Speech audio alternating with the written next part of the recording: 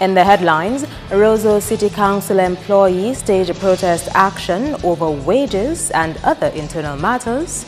The extension of a Cuba-CARICOM trade agreement not expected to secure duty-free for certain Cuban products. And Clear Harbor in discussion with government and private sector entities in an effort to train and increase the employee base. I am Andrea Lee with the Channel 5 News. Details coming up.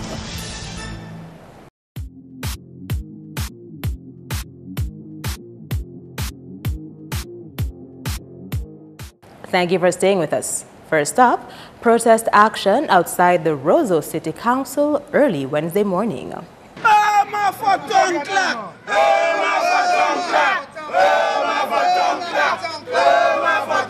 Close to 30 employees of the City Council stood on the streets outside the office building with the placards to demonstrate their dislike for what they consider the dragging of feet on an internal matter at the institution. A Channel 5 News team spoke to some employees. Well, this morning here, we in solidarity of our city clerk.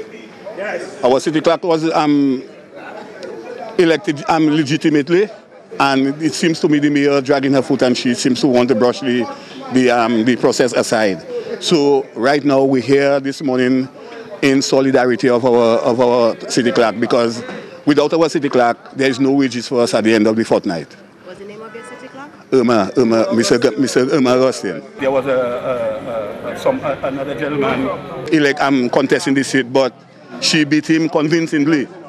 It to nothing.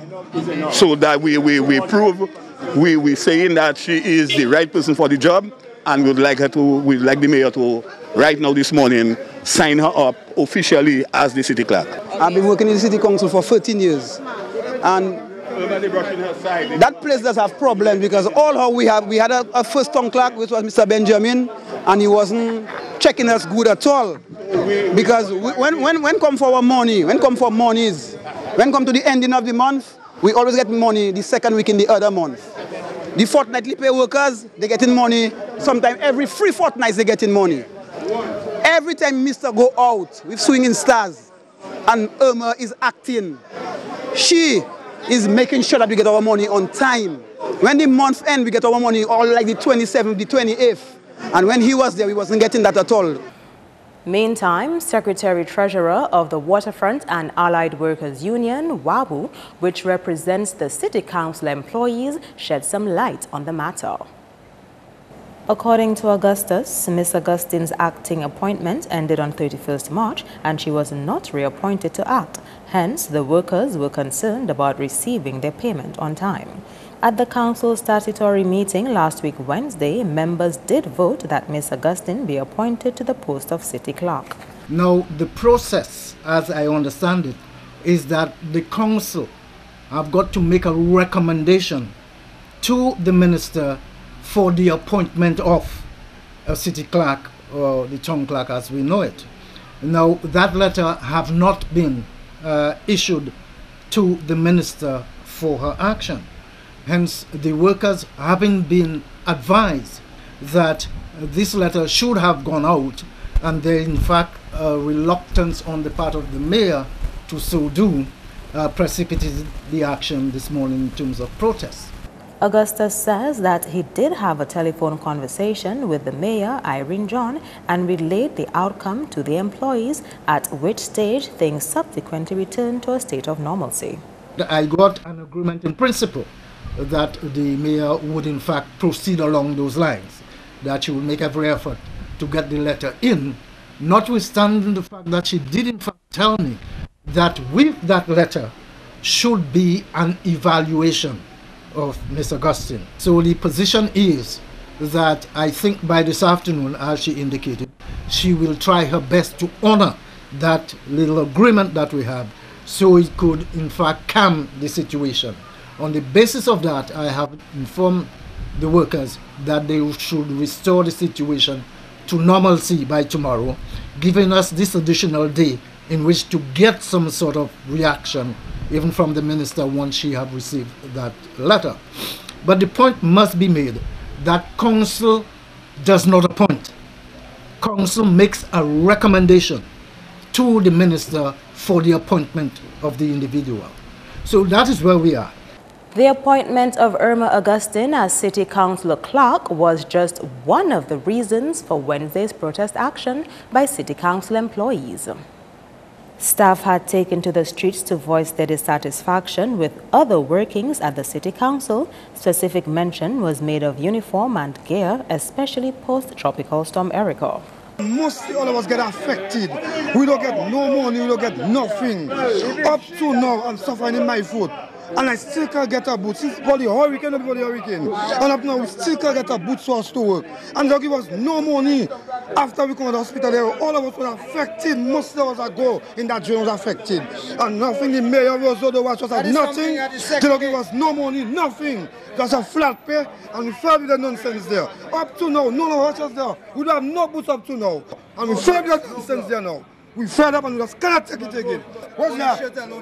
No uniform. No boots. When I do a Salico shirt, a shirt, no boots, no shoes.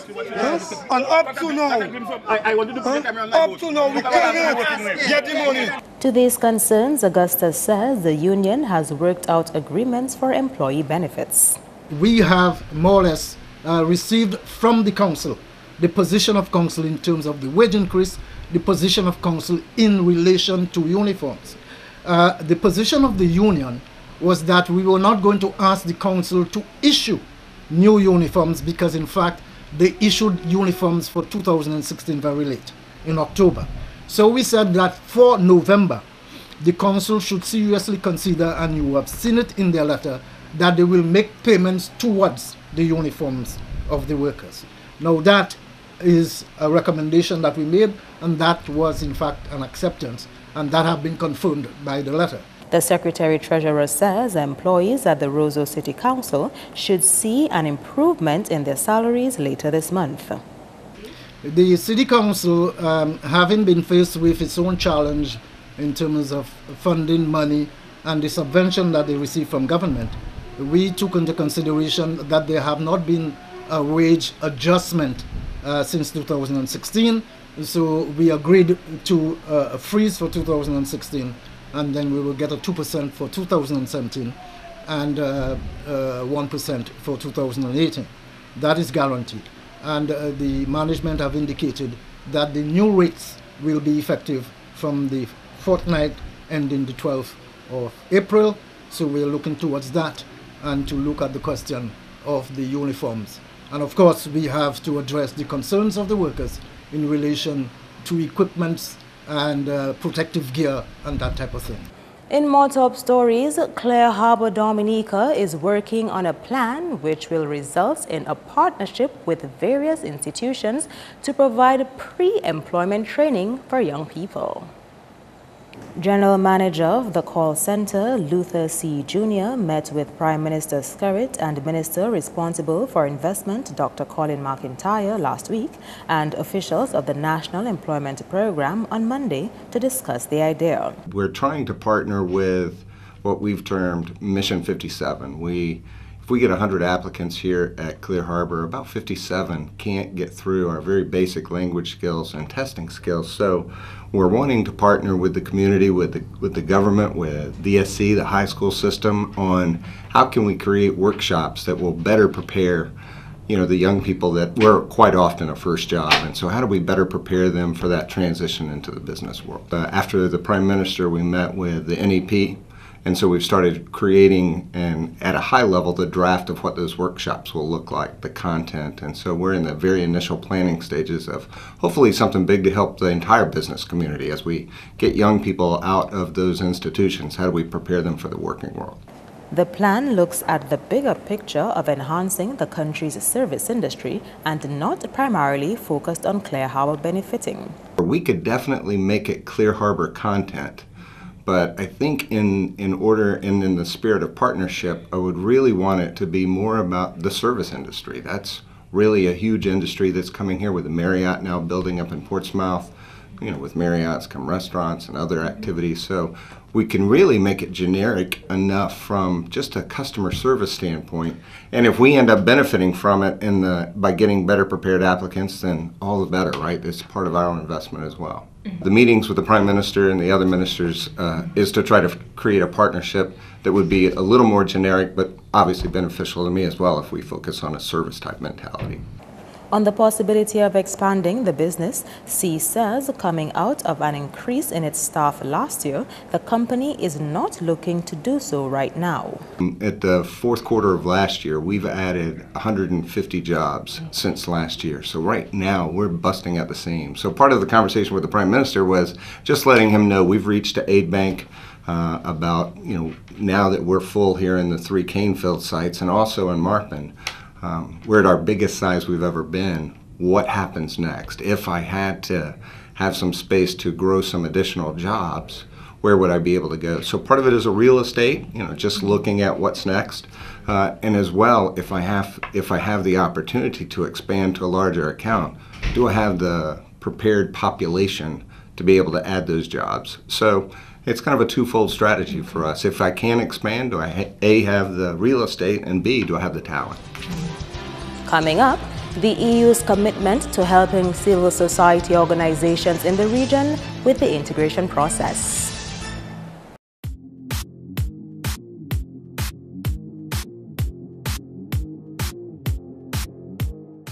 Welcome back. A revised CARICOM-Cuba trade agreement will not provide duty-free concessions to Cuban products that could compete with local industries.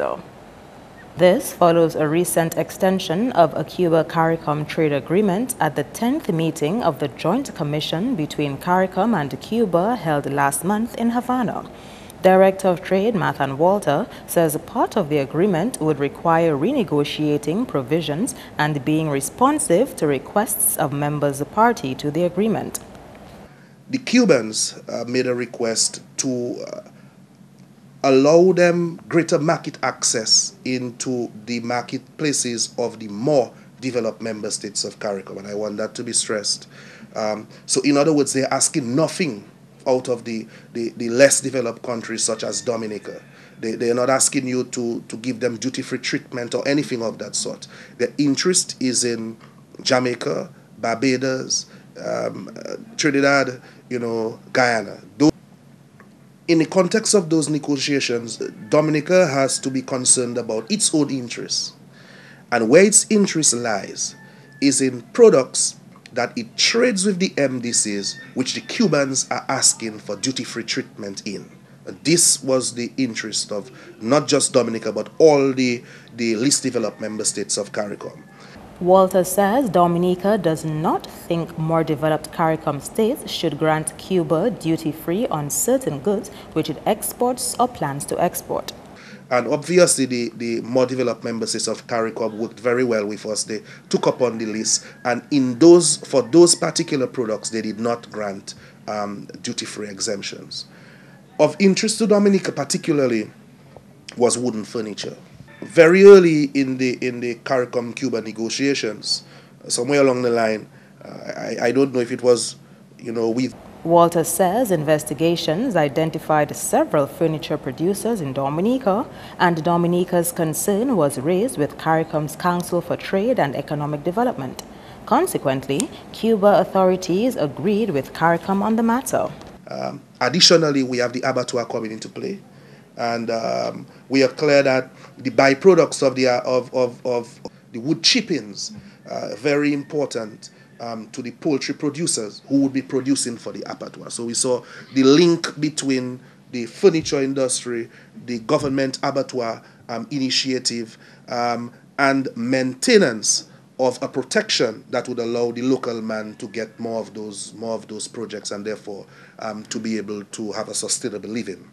So right now, part and parcel of what we call the amendment protocol that is going to be signed on behalf of all member states by the Secretary General of CARICOM would be an amendment to remove the preferential treatment that was given to wooden furniture within the construct of the CARICOM-Cuba.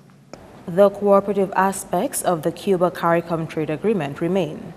Beer, fish, agricultural products, and manufactured goods from CARICOM states have been approved for entry into the Cuban market free of duty once both sides formalize the agreement. Equally, the more developed states of CARICOM have agreed to grant duty-free access to other Cuban goods.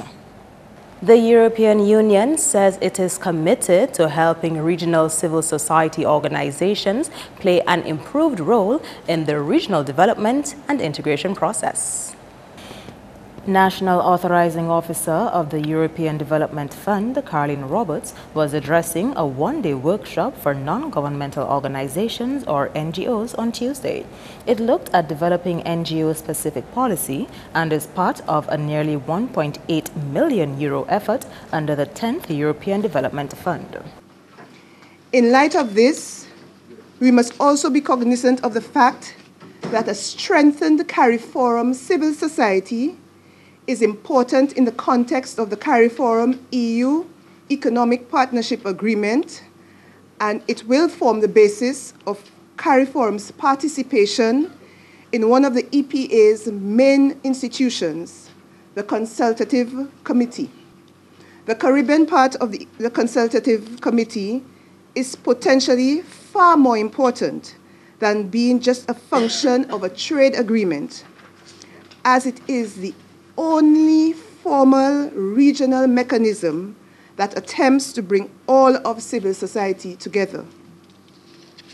This project is seeking to assist in the coordination of the Consultative Committee through support for the establishment of a secretariat to coordinate CARIFORUM civil society inputs into the EPA process and undertake and coordinate research. She said continuing efforts to strengthen the capacity of non-governmental organizations under the Economic Partnership Agreement include the provision of grants to vulnerable groups, project management and leadership training for civil society leaders, and an online capacity building portal for the sector. Roberts also praised the role of the 26-year-old Caribbean Policy Development Center, or CPDC, a coalition of NGOs, for its instrumental role in lobbying regional and international governments on behalf of sections of the Caribbean populations whose voices are less heard. The workshop was facilitated by the CPDC and the Dominica National Council of Women. And the parliamentary representative for the Grand Bay constituency, Justina Charles, wants to see value for money on road projects undertaken in the constituency. She was addressing the signing ceremony for road works expected to be undertaken in Grand Bay and Tetwan. 7 contracts totaling $1 million were issued on Wednesday. Charles says this investment in road works is part of $11 million set aside by government in February for improving community roads. Now, if we just approve 11 million, it means, therefore, we want the work to be properly done, that we do not have to go back to those roads in the near future, in a short period of time. So we want to make sure that whatever funds we have, we can go and address other roads and not where you did, because it was not properly done, that we have to come back and address it too soon. So really, quality of work is very, very important in ensuring that. And we have to look at it as not just getting a job. Grand Bay belongs to all of us. And if we are doing something in or outside of our community, we need to do it well. You are marketing your talent, you are marketing your skills. Because some people get jobs because people are impressed with the way they work and the quality of work that they give. She also encouraged the contractors to provide short-term employment for unemployed youth. And all of you are expected to engage other people, so that we are now going to address some of even if it's short-term employment issue. And more so, I want to pay special attention to the young people who are sitting by the roadside doing nothing. We can engage them because they can work and they are willing to work. So we can engage them. But what we want is that they are diligent. So you as the contractor has to ensure that you do not have men sitting and wasting time on the job. So they come out there and they really do the work in an efficient manner. Meantime, Chairman of the Grand Bay Village Council, Edward Regis, says the Citizenship by Investment program, the source of funds for the road works, should be strongly defended. We all know where this money is coming from. It's not coming from bananas or tourism, it's coming from the CBI program. And, you know, it has been under attack for the last, you know, several months. And the government has successfully gone and made its case in many communities and continuing to do so. But we, as Dominicans, it doesn't matter what color you support, we as Dominicans have to support the CBI program, because without it, our country's economy would have collapsed already. I'm certain of that. So we have to defend it from those who wish to destroy it and to make sure that the CBI remains, because the little employment that we're going to get there today is coming directly from the CBI funding. And so when we hear people criticizing it, we must stand up and be resilient in our support for the CBI programs. That's news. Your sports highlights next with Kenny Williams.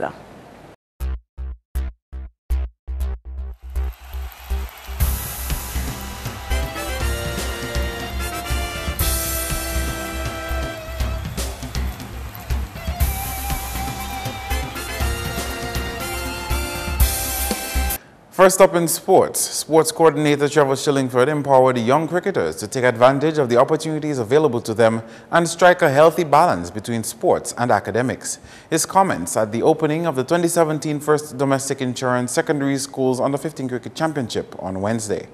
Let me also encourage you boys to take your academics seriously. Education and sports can coexist. But we want you to ensure that you manage your time properly so that your academics will not suffer because of the time you spend on the field. And this is serious business, because in this world that we are living, there is no place for an educated boy or girl, if I'm to borrow a phrase from the mighty sparrow. And especially, we are now living in the age where some sports administrators take comfort in referring to young people as foolish athletes. I want to encourage you to take your academics seriously so that you can make a meaningful contribution to the development of sport in whatever field that you deem to be necessary. This year's competition features 9 registered schools. However, 7 are expected to compete. This year, we have 9 schools registered to participate in the championship. We have gathered before us here 5, and I was told that we're expecting 2 others. That would make it 7, which means that 2 of the teams will be absent from the Bolorama. I want to sound a call at this time to the schools that we at the sports division will not allow this to become a pattern. And we will ensure that next year, measures are put in place to ensure that all the schools are present at the opening. Portsmouth Secondary defeated St. John's Academy in the opening round to become the 2017 Bolorama champions. In related news, Atkinson Primary dominated the recently concluded Scotiabank Kiddies Cricket Festival. Bagatelle Primary was the runner-up, while Savonpai got the award for the most disciplined school. This year, 80 children participated with representation from 8 schools.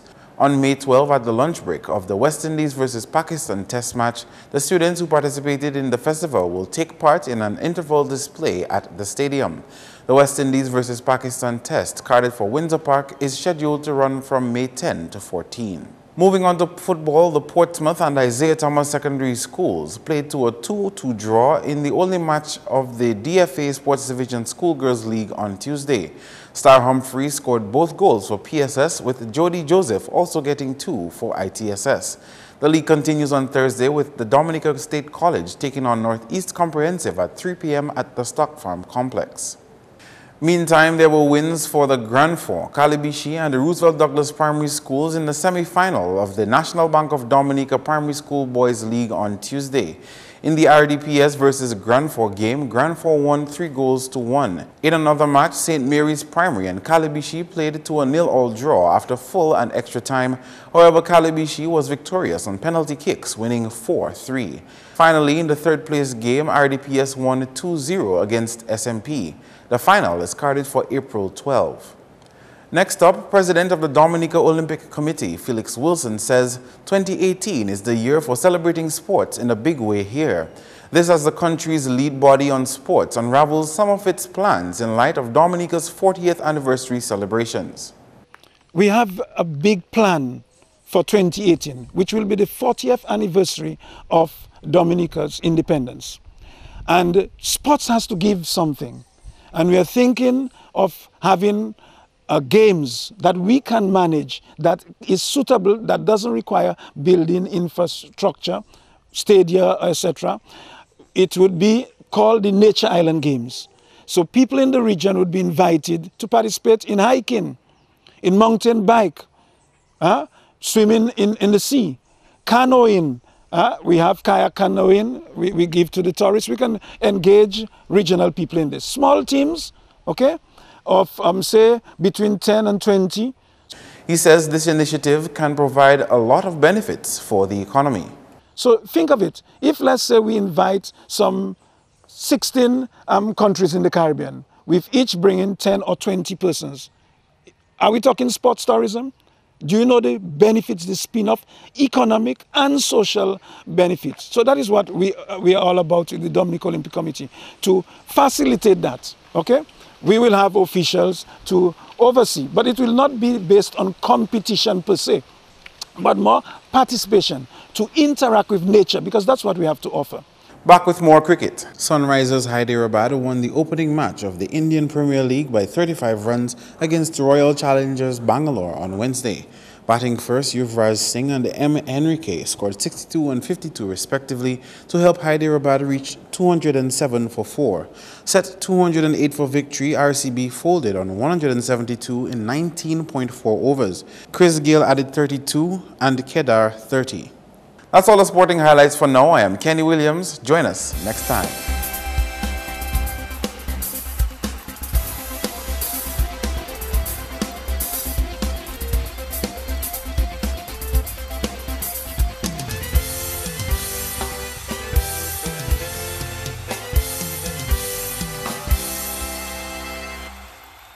We check in now with the Met Office for the latest weather update.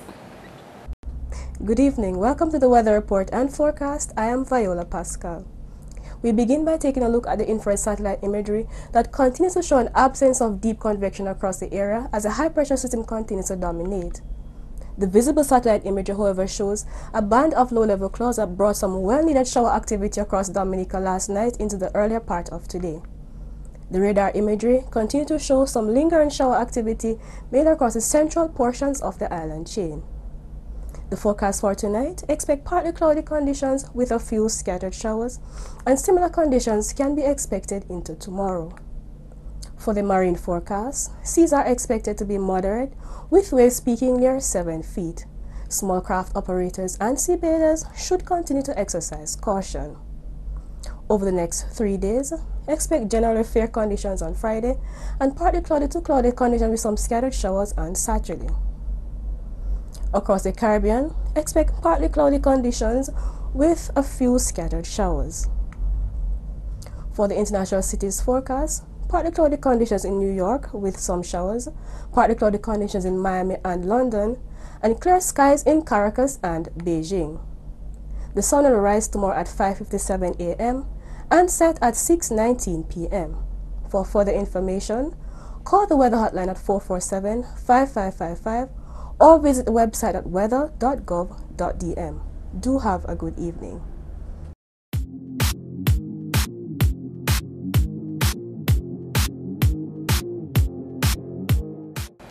To end the news, the headlines again. Roseau City Council employees stage a protest action over wages and other internal matters. The extension of a Cuba-CARICOM trade agreement not expected to secure duty-free for certain Cuban products. And Clear Harbor in discussion with government and private sector entities in an effort to train and increase the employee base. Feel free to contact us at news@MarpinNews5thApril2k17. You can also access our past newscasts on our YouTube channel. On behalf of the entire production team, I am Andrea Louis, and to all of our viewers around the world, thank you so much for watching. Join us tomorrow.